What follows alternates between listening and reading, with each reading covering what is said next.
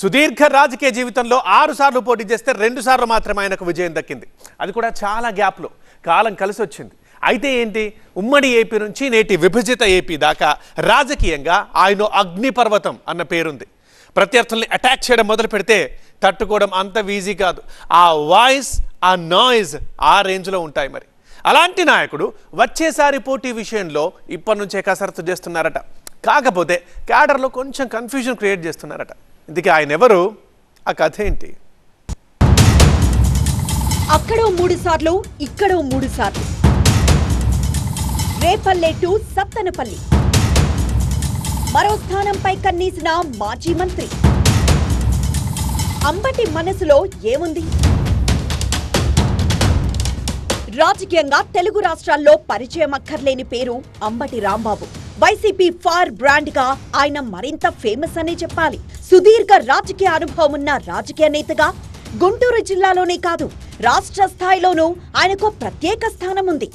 తన వాగ్ధాటితో ప్రత్యర్థులకు ముచ్చెమటలు పట్టించడంలో ఎక్స్పర్ట్ గా పేరున్న అంబటికి ప్రత్యక్ష ఎన్నికలు మాత్రం పెద్దగా కలిసి రాలేదు.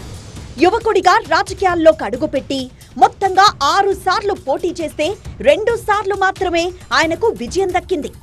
అయినా పొలిటికల్ గా ఆయన ప్రయాణం నిరంతరం బలంగానే సాగుతోందని చెప్పొచ్చు.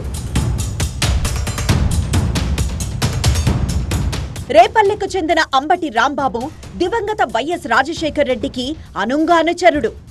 ఆయన ప్రోద్బలంతోనే రాజకీయాల్లోకి ఎంట్రీ ఇచ్చిన రాంబాబు మొదటిసారి 1989లో రేపల్లె నుంచి పోటీ చేసి ఎమ్మెల్యేగా విజయం సాధించారు.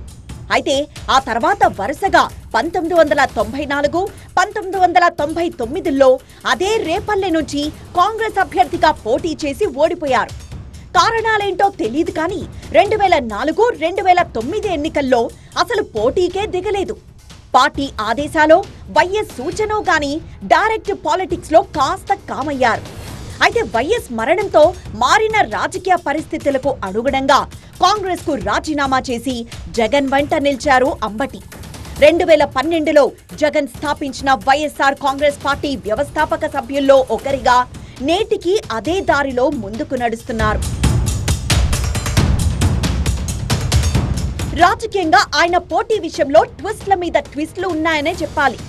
మొదట్లో రేపల్లె నుంచి పోటీ చేసిన ఆయన్ను 2014లో సత్తెనపల్లికి తీసుకొచ్చారు జగన్.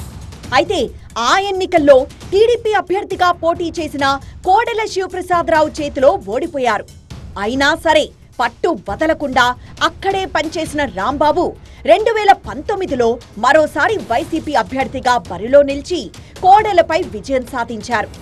గత వైసీపీ ప్రభుత్వంలో చివరి 2.5 సంవత్సరాలు మంత్రిగానూ పనిచేశారు. అయితే స్థానికంగా ఆయనకు సొంత పార్టీ నేతల్లోనే వ్యతిరేకత పెరిగిందన్న ప్రచారంతో మార్పులు చేర్పుల్లో భాగంగా అంబటికి స్థానచలనం తప్పదనే ప్రచారం జరిగినా ఆయనకు మరోసారి అక్కడే అవకాశమిచ్చారు జగన్. అయితే కూటమి గాలిలో రాంబాబుకు కూడా ఓటమి తప్పలేదు. టీడీపీ తరపున కూటమి అభ్యర్థిగా పోటీ చేసిన కన్నా లక్ష్మీనారాయణ అంబటిపై విజయం సాధించారు. దీంతో మరోసారి రాంబాబు రాజకీయ ప్రయాణం దిశ మార్చుకుంది. 3 సార్లు రేపల్లెలో పోటీ చేసి ఒక్కసారి గెలిచిన రాంబాబు ఆ తర్వాత ఆ స్థానాన్ని వదిలిపెట్టారు. ఇక సత్తెనపల్లిలోనూ 3 సార్లు పోటీ చేసి ఒక్కసారే విజయం దక్కించుకున్న అంబటి ఆ తర్వాత అక్కడి నుంచి సైడ్ అయ్యారు. ఎన్నికల ఫలితాల తర్వాత అంబటి రాంబాబుకు అనూహ్యంగా గుంటూరు జిల్లా వైసీపీ అధ్యక్షుడిగా బాధ్యతలప్పగించారు జగన్. అయితే పల్నాడు జిల్లా పరిధిలోకొచ్చే సత్తెనపల్లిని వదిలిపెట్టడంతో వచ్చేసారి రాంబాబు ఎక్కడి నుంచి పోటీ చేస్తారని చర్చ జరిగింది. ఇంతలోనే ఆయన్ను గుంటూరు వెస్ట్ నియోజకవర్గ ఇన్ఛార్జ్ గాను నియమించిన అధినేత మరో కీలక బాధ్యతను కట్టుబెట్టారు. దీంతో రాంబాబు వచ్చే ఎన్నికల్లో గుంటూరు పశ్చిమం నుంచే పోటీ చేయొచ్చనే ప్రచారం ఊపందుకుంది. అయితే ఈ విషయంలో క్లారిటీ లేకపోవడంతో ఒక రకమైన మీమాంస కొనసాగుతోంది. ఈ క్రమంలోనే కొద్ది రోజుల కిందట రేపల్లెలో జరిగిన కార్తీక వన సమారాధనలో తన మనసులోని మాటను బయటపెట్టేశారు రాంబాబు. రేపల్లెకు తిరిగొచ్చే అవకాశం లేదని స్పష్టం చేసిన అంబటి గుంటూరు వెస్ట్ తనకు బెస్ట్ అని చెప్పకనే చెప్పారనే ప్రచారం జరుగుతోంది.